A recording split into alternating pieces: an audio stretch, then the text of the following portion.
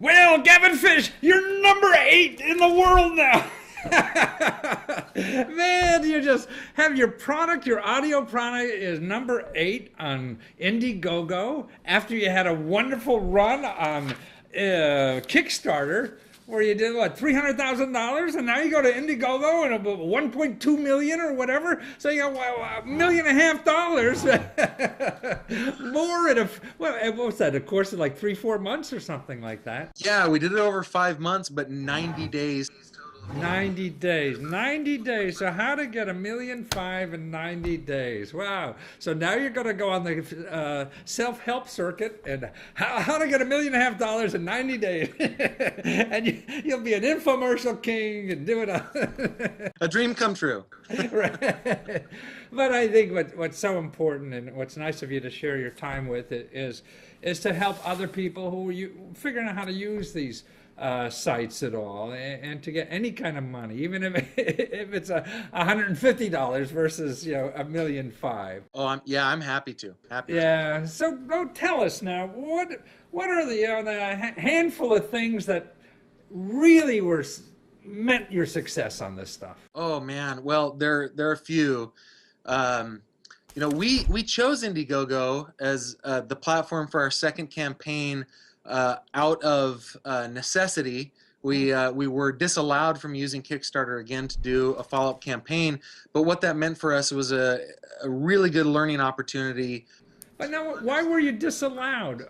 Why were you disallowed? Why couldn't you do a follow-up campaign? Well, Kickstarter, their rules state that you can't have concurrent campaigns. So if you have not completely fulfilled your first campaign, they don't want you to do another, which is a fair expectation.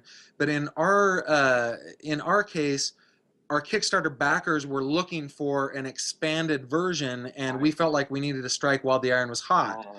So that's what we did, and it was an amazing growth opportunity as far as understanding the different platforms and the advantages and disadvantages of both platforms. And in this case, Indiegogo, especially for what we called it Geek Pulse, it was a much better platform, mostly because they allow backers to contribute to multiple perks. That was the major reason that it did so much better than Kickstarter. So what you thought would be like your second choice really came out.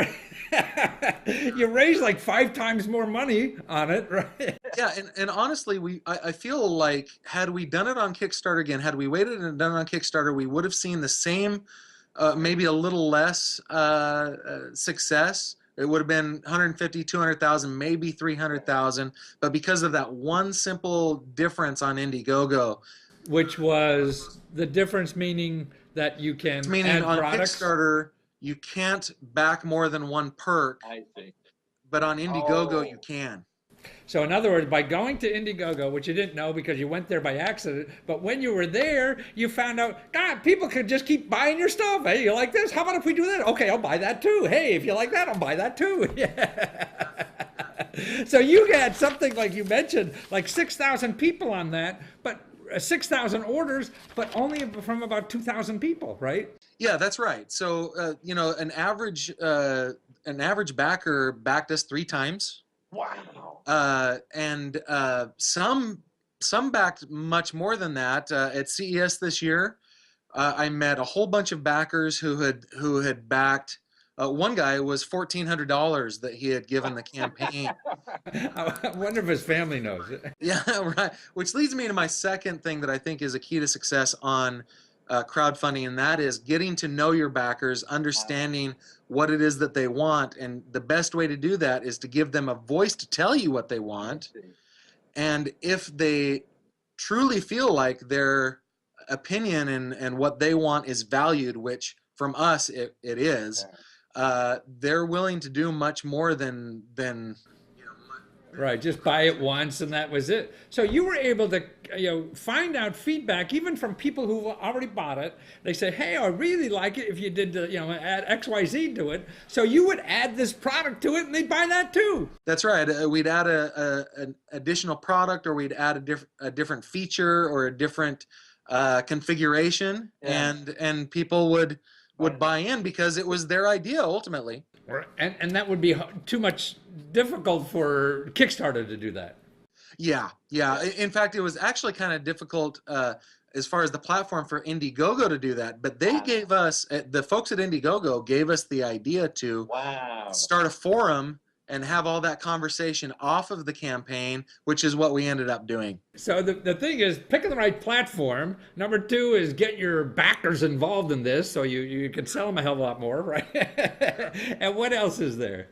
Oh, well, I think the next thing that you have to know is a crowdfunding campaign, no matter what platform you use, no matter what duration it is long and it is intense. And with my coworkers here at Light Harmonic, we use the metaphor of running a marathon, but keeping it at Usain Bolt speeds. You know, you're sprinting a marathon. You got to run 4-minute mile marathon. Yeah, you do, and you have to have a good for me, I had to have a good team around me because one person on a campaign that goes over $1 million, we're talking 7 figures here.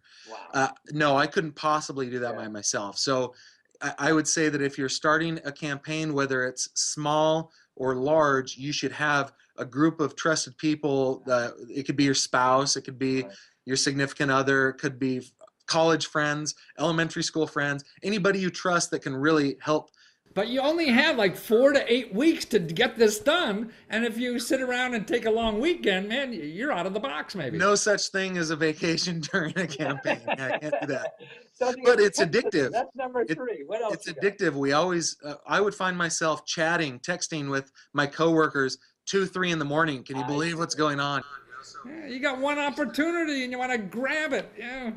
So what else? The next thing I would say is you need to promote.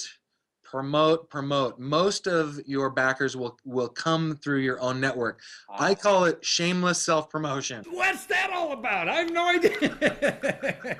Right, and some people it rubs the wrong way a little bit. I had a boss from a previous company who unfriended me on Facebook and then took the time to text me to tell me why he had done that. And I appreciated that. He didn't like that I was always promoting, but in order to really get success, you have to drive the traffic. You have to bring the right people to your campaign, and those people need to contribute not only in money but also in sharing with all of their network. To keep going out. Shameless promotion. Yeah. You're nothing without a sale, man. That's right. You can't just put it up there and expect that people will come. Yeah. It's not Field of Dreams. It doesn't work that way. You have to work very hard. Wonderful. Okay, what's 4? Let's see. Pricing, I would say.